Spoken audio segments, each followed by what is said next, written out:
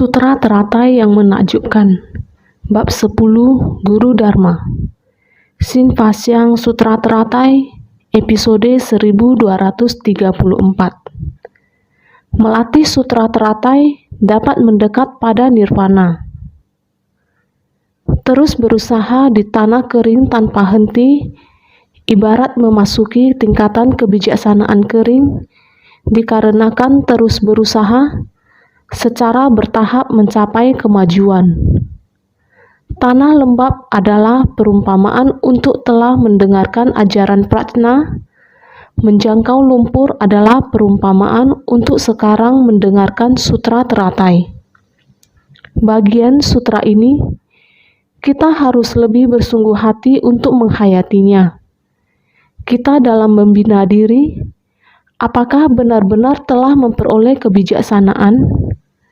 Mendengarkan Dharma tidak lain adalah untuk membuka kebijaksanaan. Kebodohan di masa lalu, dari sejak kita dilahirkan, selalu berada di tengah orang banyak. Banyak kerisauan dan kegelapan batin di dunia yang mencemari kita. Kita terseret arus, beginilah cara kita menjalani hidup. Saat ini, setelah mendengarkan Dharma Buddha, prinsip kebenaran di dalam kehidupan harus lapang hati, tidak hanya menjaga kepentingan diri sendiri. Sudah mengerti, karena menjaga kepentingan diri sendiri, selalu perhitungan tidak dapat dihindari. Selalu perhitungan, sehingga menimbulkan perselisihan. Ini yang akan menyebabkan datangnya banyak kerisauan. Oleh karena itu, kita harus mengerti dengan jelas. Kita harus mengejar Dharma Buddha, membuka hati kita, melepaskan pandangan diri sendiri, bagaimana dapat untuk menerima setara dengan Sang Buddha, menyadari prinsip sejati alam semesta dalam berhubungan antar sesama. Bagaimana kita harus saling menerima dalam berhubungan antar sesama. Bagaimana kita harus bersumbangsi. Beginilah cara kita dalam mempelajari agama Buddha. Mempelajari prinsip kebenaran dari permasalahan dunia. Jika kita hanya mengerti tentang orang dan masalah, sudah tahu kehidupan manusia tidak kekal. Sudah memahami, jangan perhitungan dengan orang lain. Aku akan memberi kebaikan terhadap diri sendiri. Ini sebagai perumpamaan kita berdiri di dataran tinggi dan menggali sumur di sana. Namun, menggali sumur di dataran tinggi yang terlihat adalah tanah kering. Anda sudah berusaha keras, tetapi bidang tanah tersebut masih tetap kering. Ini bagaikan kita sudah mengetahui Dharma Buddha, kita mulai berusaha dalam menghadapi orang dan masalah. Kita dapat menghayati, memahami, lahir, tua, sakit dan mati, penderitaan dalam kehidupan manusia. Ada 8 jenis penderitaan. Menderita karena kelahiran, menjadi tua, sakit dan mati. Menderita karena berpisah dari sesuatu yang menyenangkan. Menderita karena berkumpul dengan sesuatu yang tidak menyenangkan. Menderita karena keinginan tidak tercapai. Menderita karena kemelekatan pada 5 agregat. Kesemuanya dijumlahkan menjadi 8 penderitaan. Ini hanya berbicara tentang satu kehidupan manusia. Setiap orang tidak bisa terhindar dari 8 penderitaan ini. Sudah mengetahui, tidak pernah berakhir, dari kehidupan ke kehidupan. Terutama juga sudah memahami tentang reproduksi kegelapan batin. Pada kehidupan mendatang, belum tentu masih terlahir sebagai manusia. Pada kehidupan mendatang, mungkin terlahir di alam binatang. Kita semuanya sudah melihat alam binatang yang terlihat di dunia. Mereka tidak dapat mengendalikan kehidupan mereka sendiri. Mereka tidak berdaya mau dibunuh atau dipotong oleh manusia. Alam binatang ini, kehidupan yang demikian juga termasuk di dalam para makhluk. Ada orang yang terlahir dalam kondisi menderita, seolah-olah di alam setan kelaparan yang ada di dunia. Seharusnya kita juga sering melihat situasi ini. Banyak negara yang miskin menderita di dunia ini. Kemiskinan ditambah bencana alam, juga petaka akibat perbuatan manusia, kelaparan, dan lain-lain. Ini seperti neraka di dunia, seperti alam setan kelaparan di dunia. Tidak dapat kita kendalikan, kita mengerti sepenuhnya. Oleh sebab itu, bertekad melatih diri. Hanya dengan melatih diri, kita dapat membina berkah manusia dan para dewa. Atau terlepas dari samsara, mereka yang membina berkah hanya mengetahui menciptakan berkah. Tidak tertarik belajar ajaran Buddha Dharma, tidak ingin mendengar ajaran, tidak ingin bergabung dalam kelompok praktisi Buddhis. Mereka hanya mendengar dan belajar dari luar. Di luar tahu bahwa perlu keyakinan. Bila satu keluarga selalu memupuk berkah, rezeki dalam keluarga ini pasti berkelimpahan. Setelah mendengar, mereka bersedia melatih diri. Mereka memuja langit, dewa, dan bumi.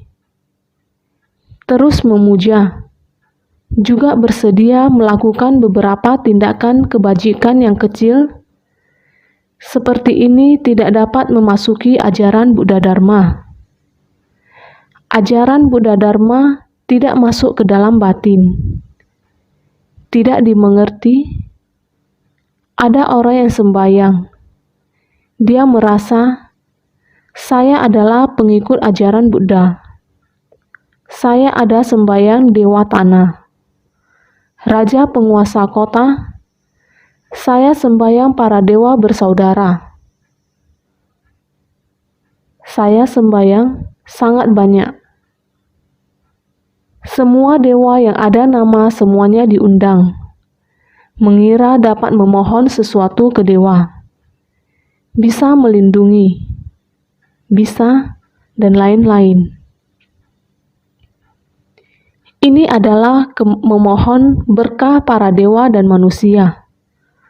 Seandainya ingin terbebas dari lingkaran samsara, adalah mengetahui prinsip kebenaran Dharma Buddha. Namun adalah memohon untuk diri sendiri, hanya memberi kebaikan pada diri sendiri, tidak memperdulikan yang lain. Masing-masing orang melatih diri, masing-masing mendapatnya. Ini adalah terus berusaha di tanah kering. Di tanah yang kering, tidak ada sumber mata air. Di tempat itu terus menggali tanah, berharap dapat memperoleh air.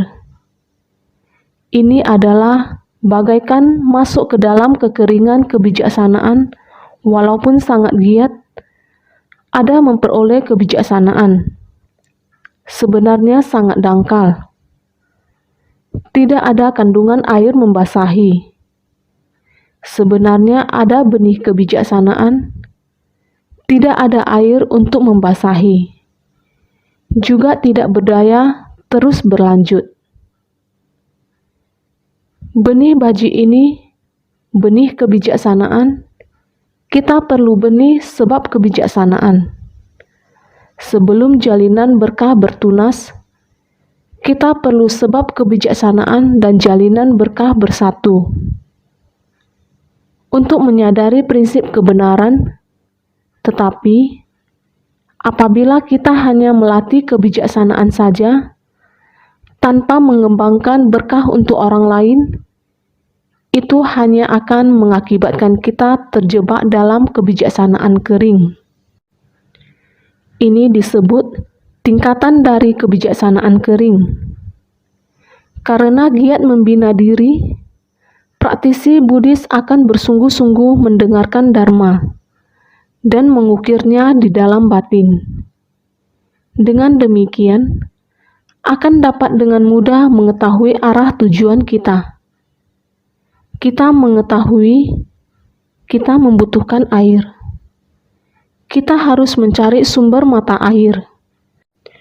Tetapi di dataran tinggi sulit mendapatkan sumber mata air.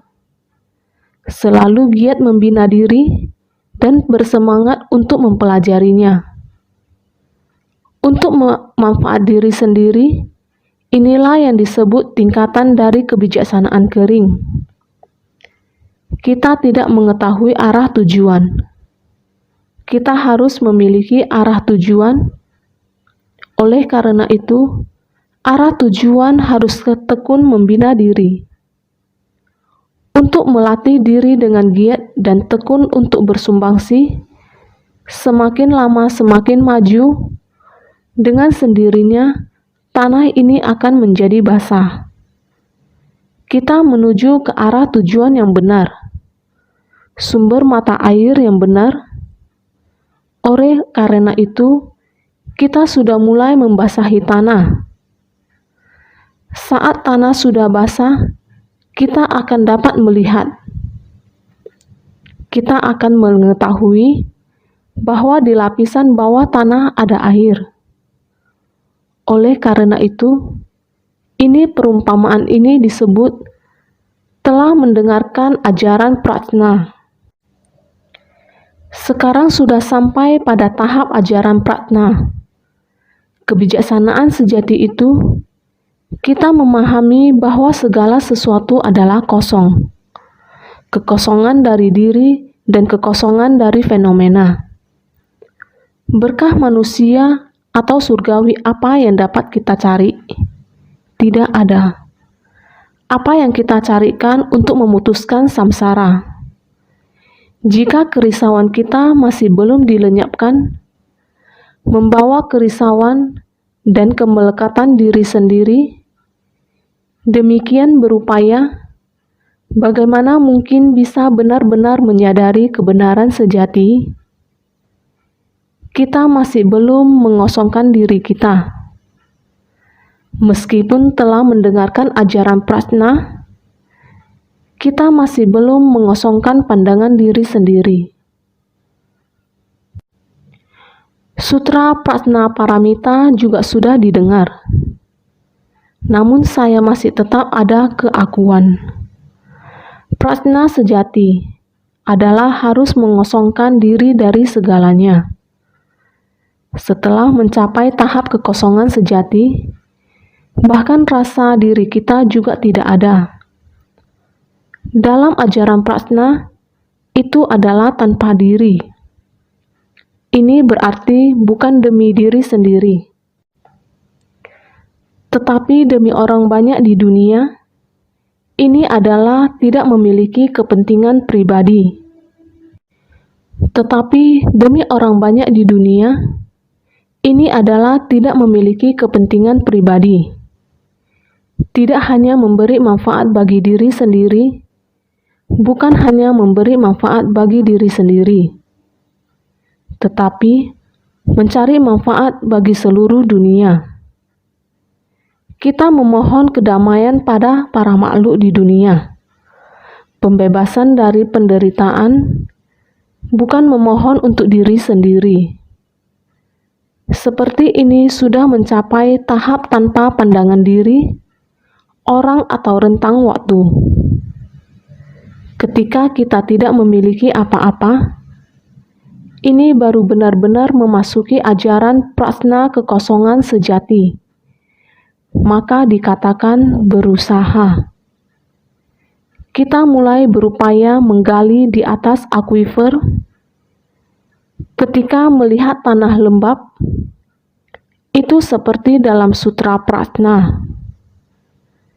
Kita telah mendapatkan kebijaksanaan. Hanya memiliki kebijaksanaan saja tidaklah cukup. Maka masih tetap menggali lebih dalam. Karena kita telah memahami kebijaksanaan. Memahami kekosongan sejati. Kekosongan sejati adalah mengandung keberadaan yang menakjubkan. Kita bisa mendapatkan keberadaan yang menakjubkan. Itulah harus mendapatkan air murni. Karena air murni bisa membersihkan semua kekotoran batin kita. Jika terus dilanjutkan ke bawah, tanah basah tersebut menjadi lumpur. Saat terlihat tanah berlumpur, kita tahu jika ke dalam lagi, maka akan bertemu air bersih. Menjangkau lumpur yaitu diumpamakan saat ini sudah mendengar sutra teratai. Keluar dari kubangan lumpur tanpa terkotori, seperti air yang bersih tersebut. Ini adalah Buddha Dharma yang harus kita kejar. Jadi, Buddha Dharma berada di tengah kehidupan. Kita harus benar-benar bersungguh hati. Jika hanya melatih Dharma kecil untuk diri sendiri, Dharma yang dilatih adalah Dharma kecil. Maka tidaklah mungkin mengharapkan bisa mendapat manfaat besar. Seperti saat Buddha berada di dunia. Saat Buddha membabarkan Dharma untuk murid-muridnya, juga menggunakan perumpamaan untuk mengajarkan mereka. Sang Buddha berkata kepada para murid, "Dahulu kala, ada seorang yang miskin. Orang ini walaupun sangat miskin, namun masih ada sedikit uang. Uang tersebut merupakan uang yang dia dapatkan dari bekerja, sehingga masih ada sedikit uang. Namun dia melihat orang yang kaya raya memiliki begitu banyak uang. Sebaliknya, dia bekerja keras, baru mendapatkan uang yang sedikit. Dia selalu berpikir demikian. Jika diriku yang memiliki sedikit uang ini dibandingkan dengan orang yang memiliki uang segunung itu, sungguh sangatlah sedikit. Uang yang sedikit ini disimpan pun tiada guna. Maka uang ini dibuang saja ke dalam air." Orang-orang di sekitarnya dengan cepat menghentikannya dan berkata, "Mengapa Anda membuang uang ini ke dalam air?" Dia berkata, "Uang saya sedikit. Anda lihat, mereka punya begitu banyak uang, begitu kaya. Uang saya yang sedikit, bagaimana bisa dibandingkan dengan mereka?" Orang di sekitarnya berkata kepadanya, "Walaupun uang Anda sedikit dan tidak dapat dibandingkan dengan orang kaya, tetapi uang yang sedikit ini juga bisa membuatmu bertahan hidup beberapa hari. Mengapa Anda membuangnya begitu saja?" Ketika Sang Buddha mengatakan ini, ia berkata lagi, "Orang-orang di dunia sama seperti ini. Ada semacam orang yang bodoh. Meskipun mendengar Dharma, mengetahui ajaran Buddha sangat baik, saya bersedia menjadi monastik. Menjadi monastik di antara para sangha. Dia berharap dapat sama seperti semua orang. Orang yang berbudi luhur menerima persembahan yang begitu berkecukupan. Setelah menjadi monastik, Walaupun makan 3 kali tidak perlu khawatir. Tetapi, segala persembahan yang diterima tidak dapat dibandingkan dengan sangha terkemuka dengan kebijaksanaan tinggi. Penghormatan orang lain dan persembahan para pengikut tidak dapat dibandingkan dengannya. Masih beda jauh sekali. Oleh karena itu, saya di antara para sangha melatih diri. Saya juga merasa belum setara dengan orang lain. Buddha berkata sampai di sini, "Ini adalah orang yang bodoh. Pikiran kamu dipenuhi kerisauan. Moralitas belum sempurna. Kamu ingin membandingkan diri dengan orang yang bermoral tinggi.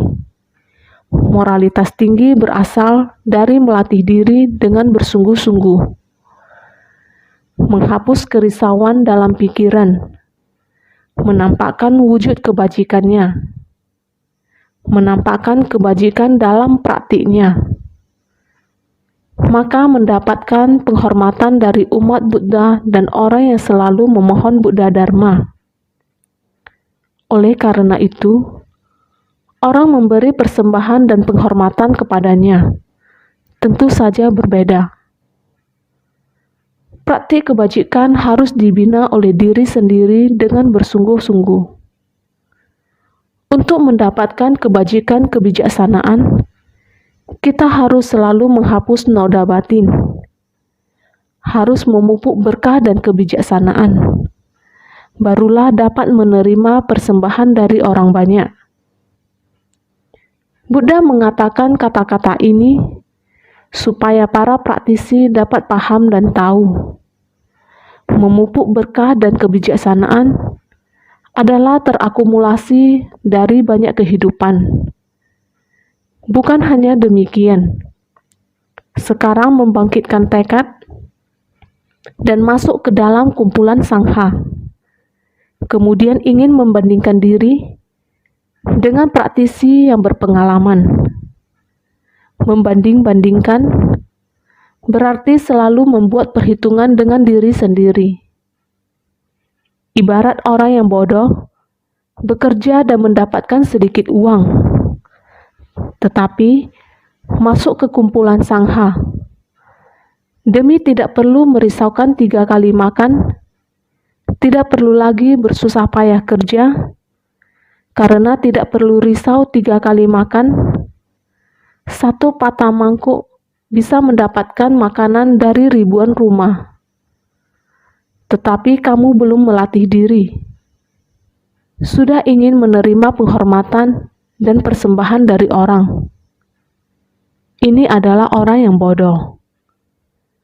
Baik umat perumah tangga ataupun orang awam yang belum mendapatkan Buddha Dharma, ataupun telah memasuki pintu Buddha, berada di dalam sangha sedang membina diri. Jika hanya demi diri sendiri, namun semuanya adalah orang yang bodoh. Namun, memasuki pintu Buddha juga membina diri dengan sangat serius, tetapi hanya dapat melihat di kehidupan ini saja. Tidak terpikirkan akan beberapa kehidupan yang lalu. Berapa banyak kebijaksanaan yang sebenarnya telah kita kembangkan. Berapa banyak jodoh penuh berkah yang telah kita jalin. Kita hanya tahu akan sekarang, tidak mengetahui masa lalu. Kita harus patuh pada aturan dan tidak melewati batas kepatutan. Fokus pada saat ini. Sesuatu yang benar, maka lakukanlah dengan serius. Ini adalah terus berusaha. Kita harus bekerja keras. Kita harus mendekat secara bertahap ke arah yang benar. Mendekati setahap demi setahap. Secara alami, Anda akan mulai dari agama, lalu Vaipulia, kemudian Prajna. Memahami hal-hal di dunia tidak perlu dipertimbangkan. Mengetahui hidup ini derita dan singkat. Bagaimana memperoleh kebijaksanaan? Dalam kehidupan ini, di dalam Dharma, berkah dalam kehidupan ini seharusnya diperoleh di tengah orang banyak. Di dalam kerumunan orang banyak memupuk berkah. Di dalam Dharma memperoleh kebijaksanaan. Memupuk berkah dan kebijaksanaan secara bersamaan. Seharusnya secara bertahap seperti ini. Ini baru benar-benar kita bisa dari tanah lembab menuju ke lumpur. Perlahan-lahan menjangkau lumpur. Barulah kita bisa menggali ke dalam, yaitu mendapatkan air bersih. Air untuk membasahi bumi, air dapat menumbuhkan benih yang baik, menyempurnakan hutan pahala kebajikan. Kita perlu mengikuti prinsip kebenaran dalam urutan ini. Sebagai praktisi agama Buddha, seharusnya memiliki keyakinan yang demikian. Kita membutuhkan pikiran yang murni untuk mempelajari Dharma. Dharma tidak dapat dipisahkan dari Dharma duniawi. Jika menjauh dari dunia untuk mencari Dharma, seperti mencari bulu di kulit kura-kura atau tanduk di kepala kelinci. Dapatkah bulu ditemukan di cangkang kura-kura? Dapatkah tanduk ditemukan di kepala kelinci? Kita tidak akan pernah menemukan hal-hal seperti itu. Kita harus sesuai dengan prinsip kebenaran. Semua makhluk hidup memiliki prinsipnya masing-masing. Di alam semesta ini, segala sesuatu memiliki prinsipnya masing-masing. Mereka harus mengikuti prinsip dan hukum mereka sendiri. Inilah arah kita yang sebenarnya dalam mempelajari agama Buddha. Bagian sutra sebelumnya mengatakan, ia terus berusaha tanpa henti. Di dataran tinggi itu, dia menggali sebuah sumur untuk mencari air. Itu adalah tempat tanpa air. Dia ingin mencari air di tempat ini, tapi dia masih sangat jauh dari itu. Ini adalah apa yang dikatakan bagian sebelumnya. Ia terus berusaha tanpa henti, hingga akhirnya menemukan tanah lembab dan perlahan-lahan menjangkau lumpur. Dalam batinnya, merasa pasti kalau air sudah dekat. Para bodhisattva juga demikian. Sutra Teratai bab 10, Guru Dharma. Ia terus berusaha tanpa henti. Dia menggali air di dataran tinggi, terus menggali, bekerja dengan sangat keras. Dia harus tahu bahwa saat dia terus-menerus menggali ke bawah, dia sedang menggali ke arah yang benar. Begitu dia menemukan mata air, hingga akhirnya menemukan tanah lembab. Dari tanah kering, terus mencari hingga tanah lembab. Setelah menemukan tanah lembab, perlahan-lahan menjangkau lumpur. Perlahan lumpur pun terlihat, artinya sudah ada air. Dalam batinnya merasa pasti kalau air sudah dekat.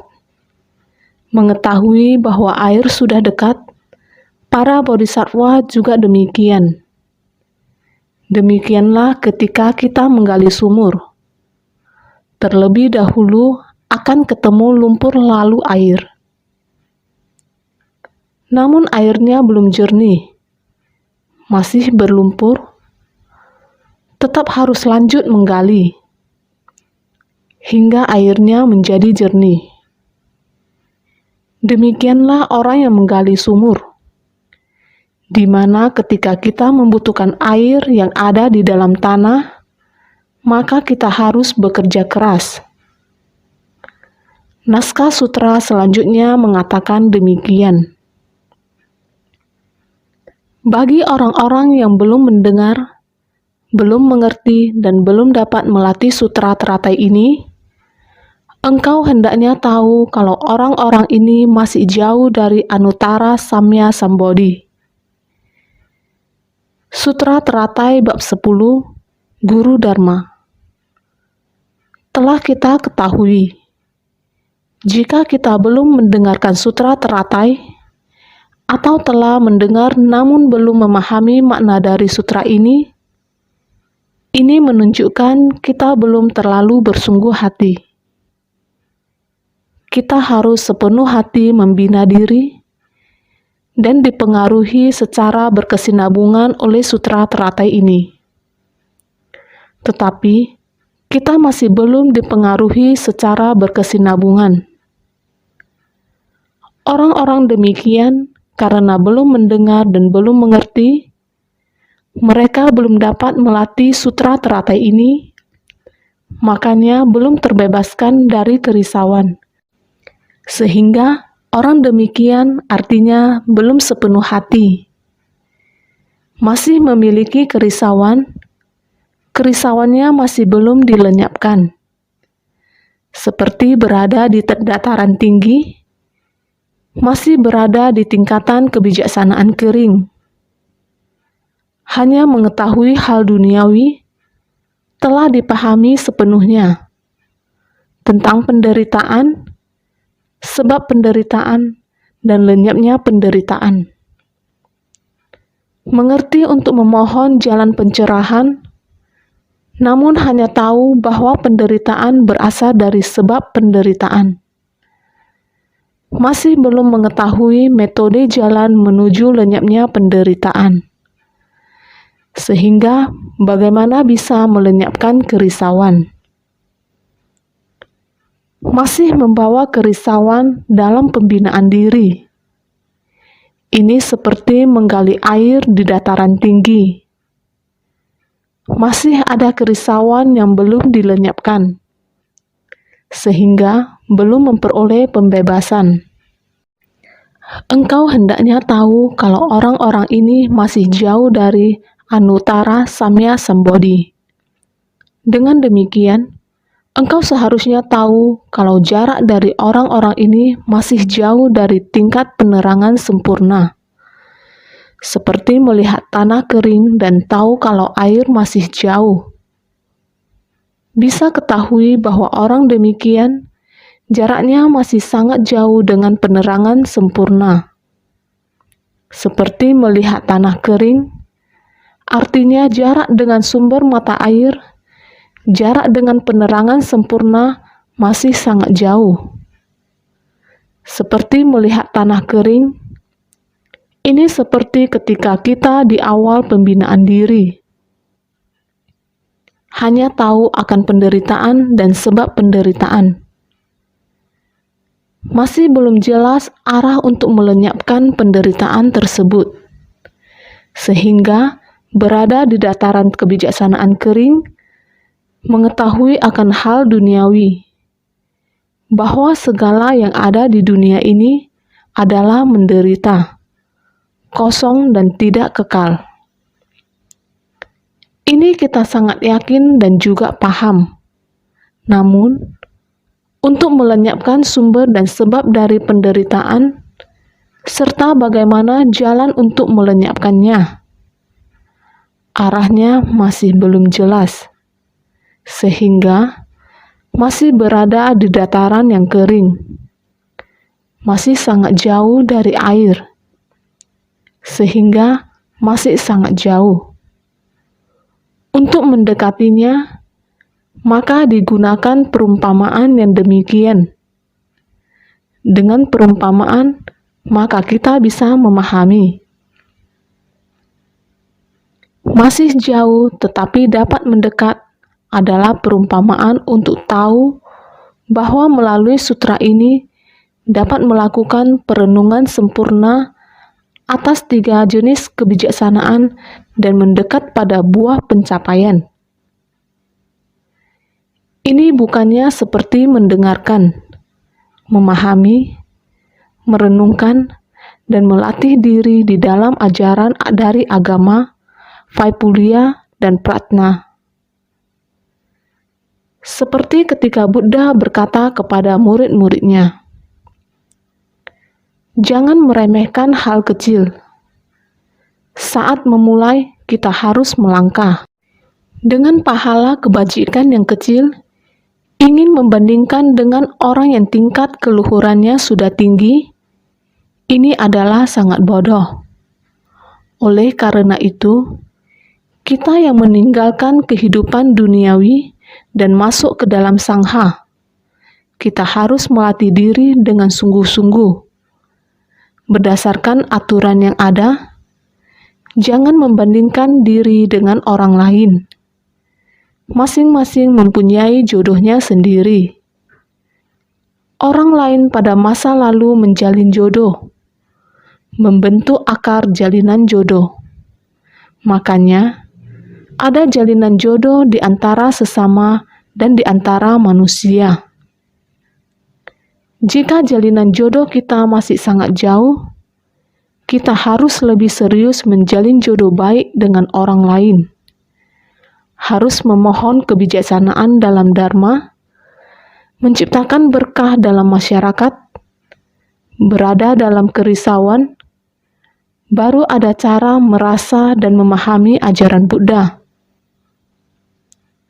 Kita perlu sepenuh hati merasakannya.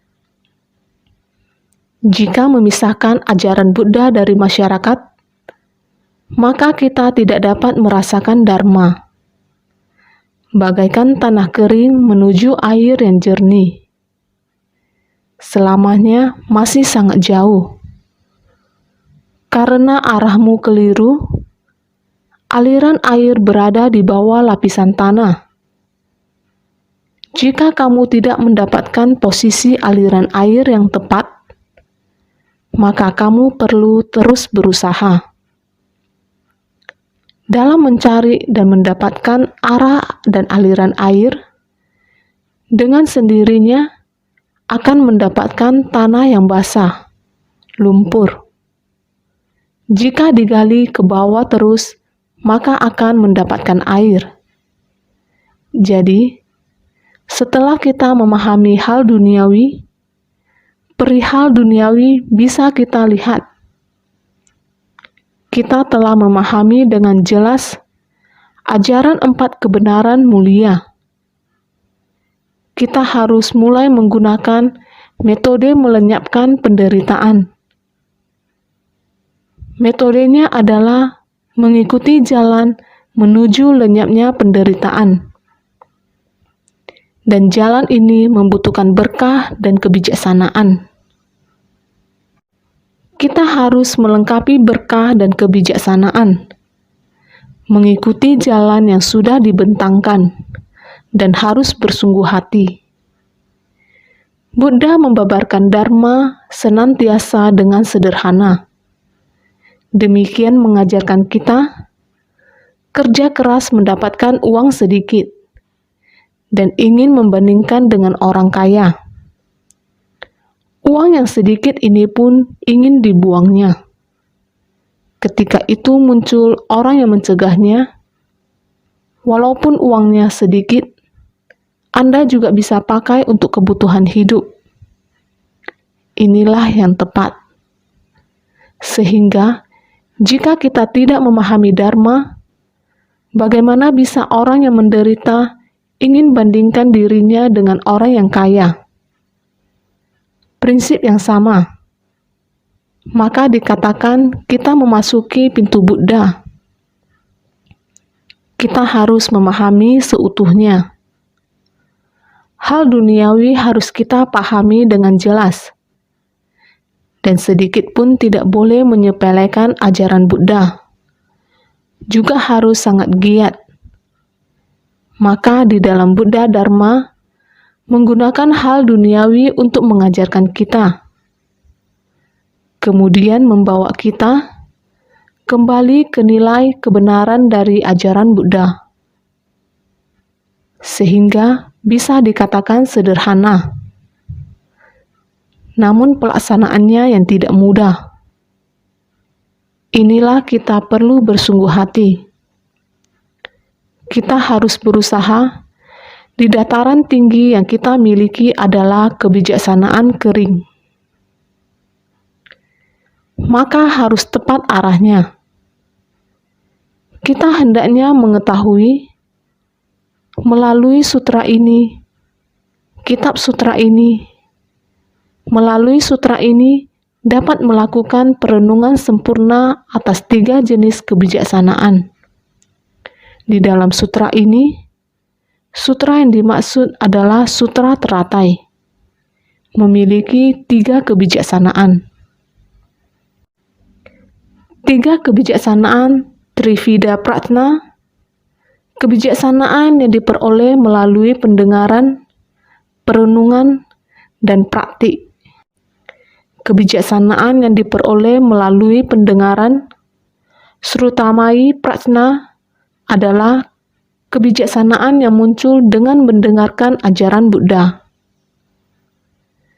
Kebijaksanaan yang diperoleh melalui perenungan, Cintamai Pratna, adalah kebijaksanaan yang muncul dengan merenungkan prinsip ajaran Buddha. Kebijaksanaan yang diperoleh melalui praktik, Bhavanamai Pratna, adalah kebijaksanaan yang muncul dengan tekun melatih meditasi. 3 kebijaksanaan.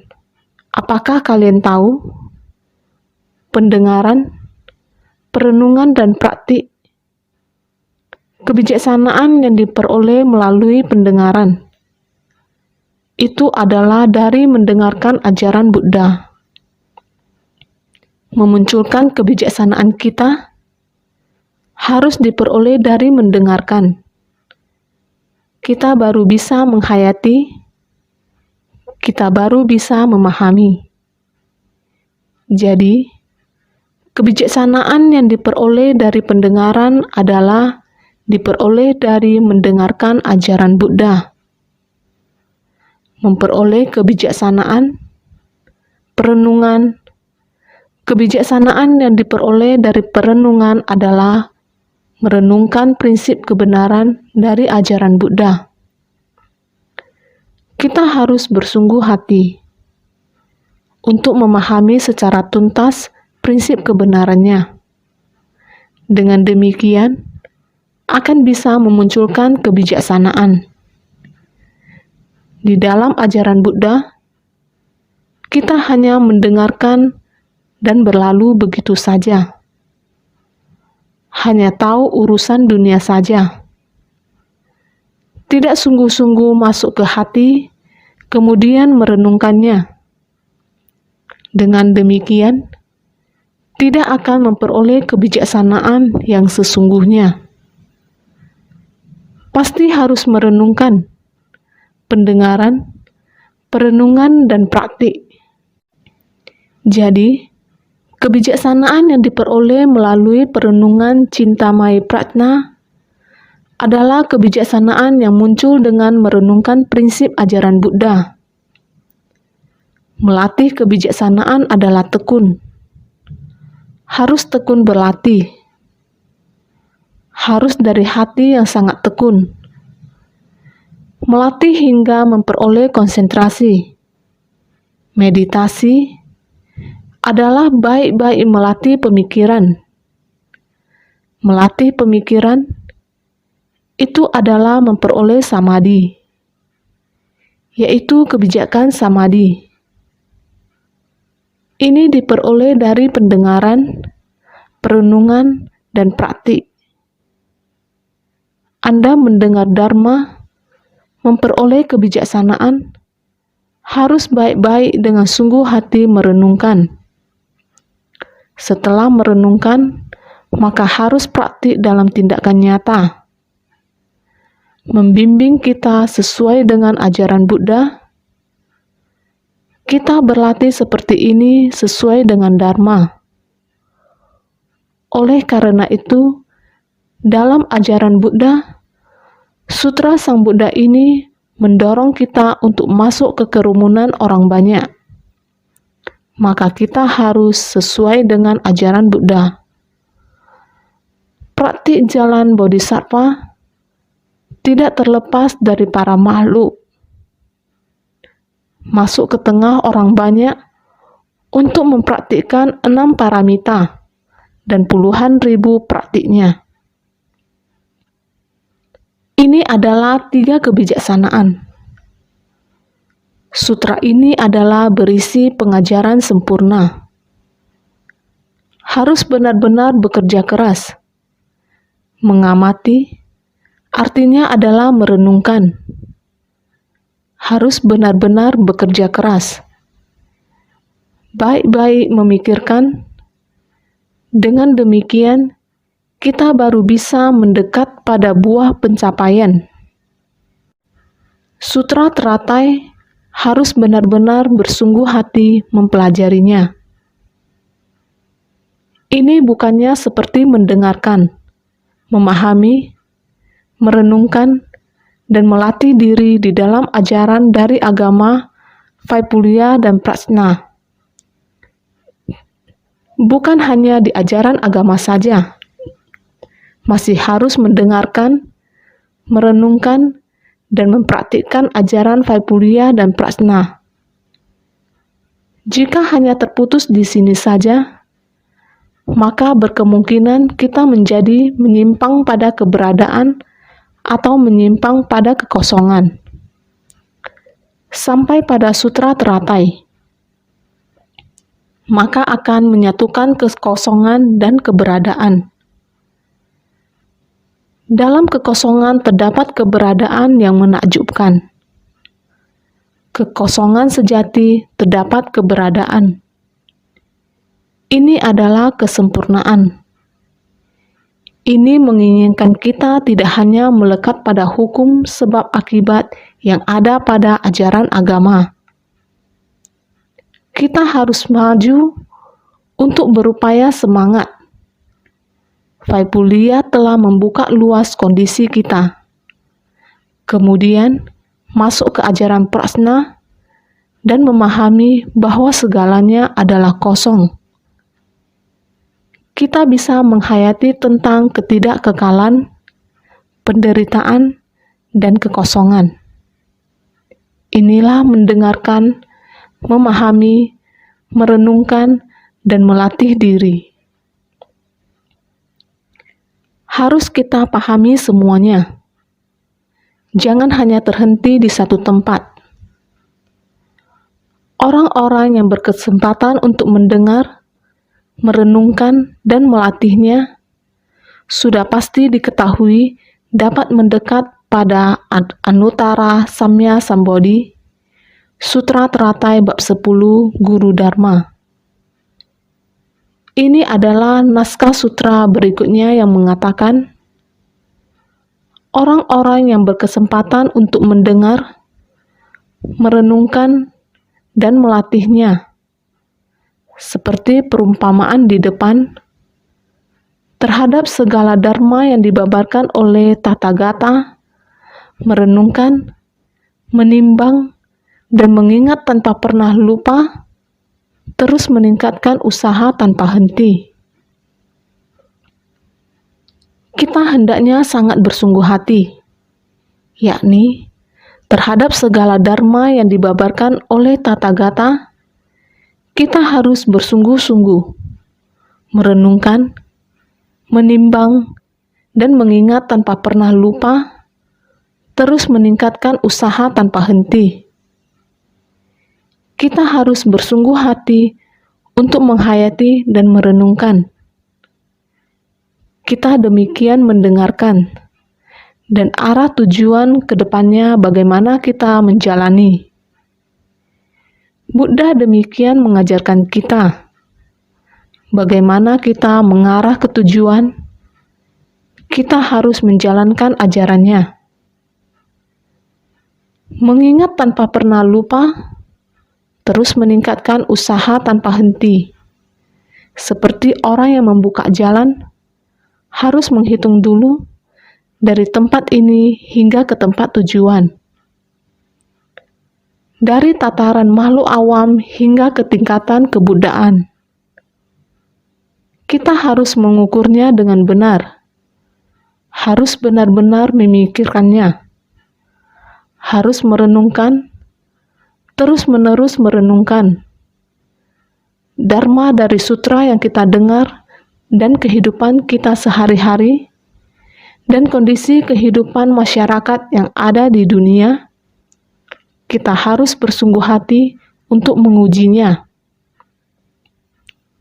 Buddha Dharma bukan hanya tertulis saja, bukan juga sekedar untuk didengarkan dan disimpan dalam batin, tetapi untuk diterapkan di dunia.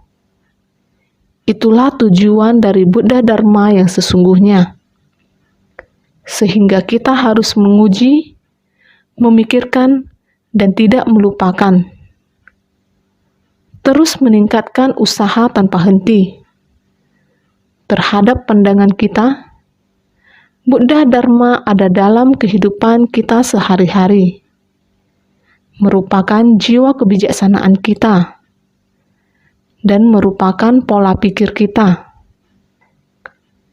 Kita harus menghayati dan memahaminya di dunia. Jika bisa demikian, sudah pasti diketahui dapat mendekat pada Anuttara Samyak Sambodhi. Secara perlahan-lahan dapat melihat tanah lembab.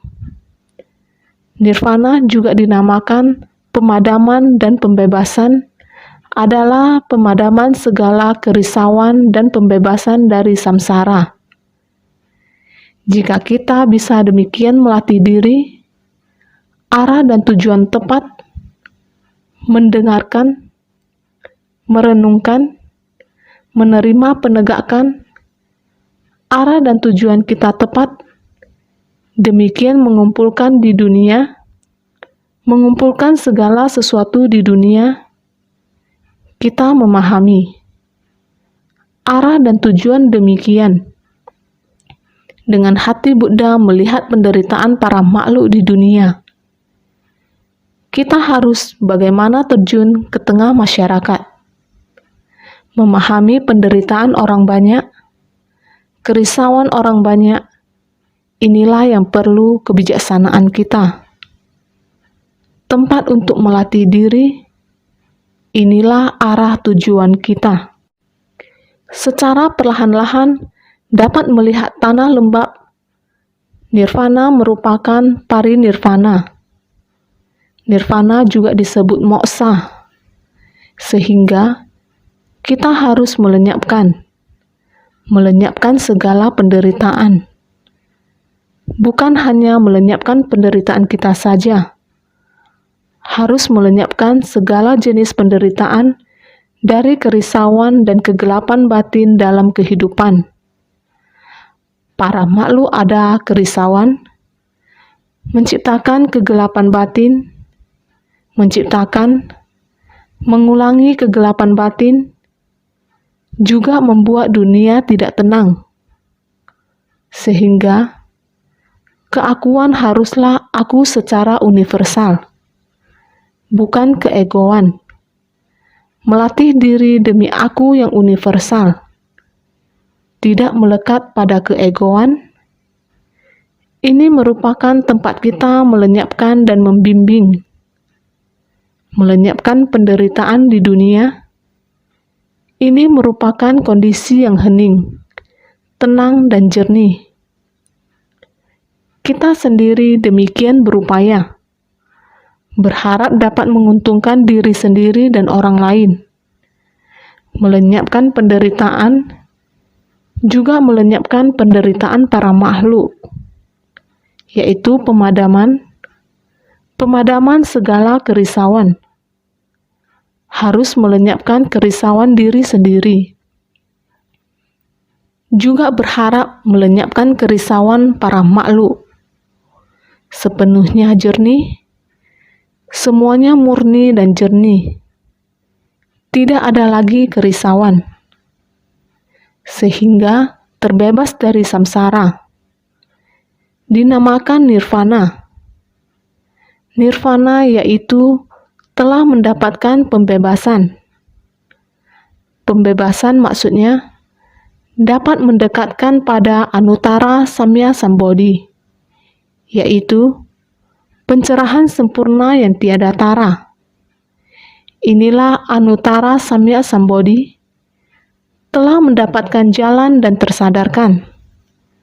Telah mendapatkan jalan dan tersadarkan disebut nirvana. Juga disebut parinirvana. Bisa juga disebut moksa. Inilah pencerahan sempurna yang tiada tara. Inilah Anuttara Samya Sambodhi. Bodhisattva sekalian, belajar ajaran Buddha bukan hanya sebutan bodhisattva saja. Kita harus praktik dengan tindakan nyata. Bodhisattva yang memberi keuntungan untuk orang banyak. Kita melatih diri sendiri, membina diri, bukan hanya memberi manfaat pada diri sendiri. Secara bersamaan, kita memberi manfaat pada orang lain. Bukan hanya memohon lingkup sendiri aman. Harus secara bersamaan kita memberi manfaat pada orang lain. Setiap orang bisa nyaman dan leluasa. Ini barulah damai. Benar-benar damai. Keharmonisan di dunia juga adalah tanah suci di dunia.